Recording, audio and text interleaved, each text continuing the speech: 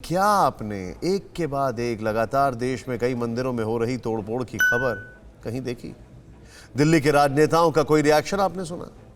इस पूरे मामले पर सब चुप है, जबकि सच यह है कि पिछले कुछ महीनों में सबसे ज्यादा मंदिरों में हमले की जो घटनाएं हुई हैं वो आंध्र प्रदेश में हुई।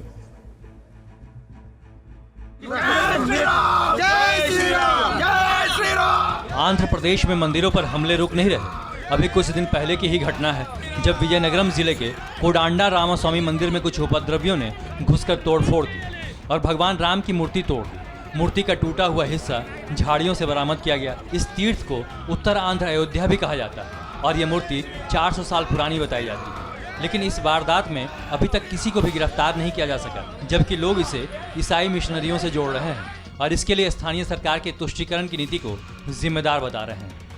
वैसे इससे पहले भी कर्नाटक के प्रसिद्ध लक्ष्मी मंदिर में महाकाली की मूर्ति तोड़ने की घटना सामने आई थी। जगनमोहन रेड्डी की सरकार बनने के बाद से ही पिछले 18 महीने में आंध्र प्रदेश में मंदिरों और मूर्तियों पर हमले की 127 घटनाएं हुई हैं। आरोप है कि इस दौरान मुख्यमंत्री ने कोई ठोस कदम नहीं उठाए और अभी तक किसी की गिरफ्तारी नहीं हुई है।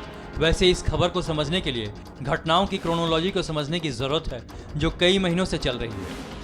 पिछले साल 27 सितंबर को चित्तूर जिले के आगारा मंगलम गांव में शिव मंदिर में तोड़फोड़ की गई। इस तोड़फोड़ में नंदी भगवान की मूर्ति को तोड़ दिया गया। पुलिस ने इस मामले में केस दर्ज कर लिया, लेकिन किसने तोड़ा ये अभी भी सवाल है। 16 सितंबर को कृष्णा जिले के मक्कापेटा गांव में काशी विश्वनाथ मंदिर में कुछ लोगों ने उत्पात मचाया। 12वीं सदी के इस ऐतिहासिक मंदिर में भी नंदी भगवान की मूर्ति को तोड़ दिया गया। पुलिस ने इस मामले में भी केस दर्ज किया, लेकिन नतीजा कुछ नहीं निकला। इसके अगले ही दिन 17 सितंबर को विजयवाड़ा कनक दुर्गा मंदिर में रथ से चांदी की बेशकीमती मूर्ति चुरा ली गई और भगवान हनुमान की मूर्ति को तोड़ दिया गया। 6 सितंबर को अंतर्वेदी में श्री लक्ष्मी नरसिम्हा मंदिर का रथ जल गया। ऐसा कहा जाता है कि इस रथ में साजिश के तहत आग लगाई गई, जिसकी वजह से हिंसा की घटना भी हुई। 14 फरवरी को नेल्लोर के श्री प्रसन्ना वेंकटेश्वर मंदिर के रथ को आग लगाकर राख में तब्दील कर दिया गया। 21 जनवरी को पूर्वी गोदावरी जिले के पीठापुरम में कई हिंदू देवी देवताओं की मूर्तियों को तोड़ दिया गया। मंदिरों पर हमले यही नहीं रुके हैं। राजमुंद्री के विघ्नेश्वर मंदिर में भगवान सुब्रमण्येश्वर स्वामी की प्रतिमा को क्षतिग्रस्त कर दिया गया। वंताल मामिडी के बड़ेरू घाट पर स्थानीय लोगों की इष्ट देवी कोमलम्मा की प्रतिमा के साथ भी तोड़फोड़ की गई। सवाल है कि भगवान की मूर्ति क्षतिग्रस्त करने से किसको सियासी लाभ होगा? लोगों की भावनाओं को ठेस पहुंचाकर गलत प्रचार करने से किसका फायदा होगा?